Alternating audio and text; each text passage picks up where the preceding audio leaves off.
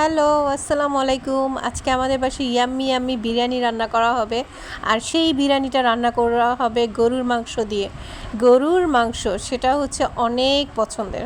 আর এই গরুর মাংসটাকে ভালো করে ধুয়ে নিতে হবে। ধোয়ার আগে অবশ্যই সেটা ছোট ছোট পিস করে কেটে নিতে হবে। আর আম্মু যখন রান্না করে তখন ছোট ছোট পিস করে রান্না করে। আর মায়ের হাতের বিরিয়ানি তো কোনো কথাই নেই। তো এই যে মাংসগুলোকে ছোট ছোট পিস করে রাখা হইতেছে। এরপরে হচ্ছে মশলাটা আমার আম্মাজান পাটায় পুতায় ছেঁচতেছে। এত বরফ হয়ে গেছে, মশলাটা দেওয়ার মতো কোনো ছিল না, এই জন্য পুতা দিয়ে করার পরে দেখে যে ছুটে না, এরপরে বটি দিয়ে করতেছে। এখন মাংসটাকে ধুয়ে টুয়ে ভালো করে মাংসের মশলা দিয়ে মেখে টেকে তারপরে আর বিরিয়ানি রান্না করতে কিন্তু হলুদ ছাড়া বাকি সব মশলাই দেওয়া লাগে। হলুদটা দিতে হয় না, কারণ হলুদটা দিলে কালার হলুদ হলুদ হয়ে যায়। তো এই যে বিরিয়ানির মাংসটা প্রায় হয়ে গেছে। আর বিরিয়ানির মাংস কষানো মাংস খেতে কিন্তু অনেক মজা। এটা যেহেতু বিরিয়ানি রান্না করবে সেই জন্য আর খাই নাই, কারণ খাইলে তো কমে যাবে, এই জন্য খাই নাই।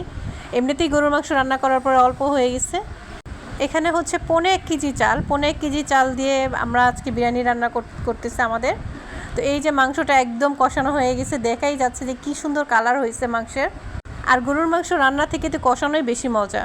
তো এই যে এখন বিরিয়ানিটা রান্না বসাবে। বিরিয়ানিটা রান্না বসানোর জন্য পেঁয়াজ আর তেজপাতাটাকে ভালো করে একদম বাদামি কালার করে নিচ্ছে।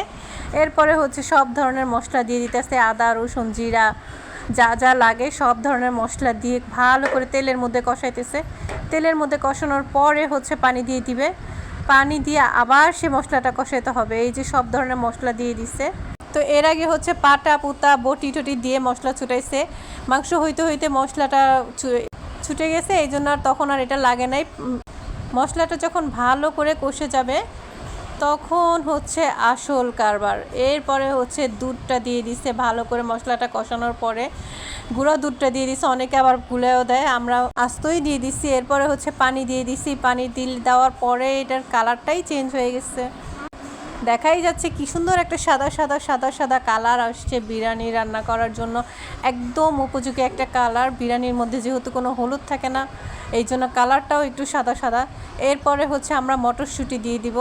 এই মটরশুঁটিটা যখন দাম কম ছিল তখন ডিপে রেখে দিছিলাম। মটরশুঁটিটা দেওয়ার পরে হচ্ছে কাঁচামরিচটা দিয়ে দিব। কাঁচামরিচটা দেওয়ার পরে তখন মনে পড়ছিল যে লবণ দেওয়া হয়নি, সব মশলা দিয়েছি, লবণ দেওয়া হয়নি। পরে আবার লবণ দিয়ে দিছি। এরপরে আবার পানি দেওয়া হয়েছে।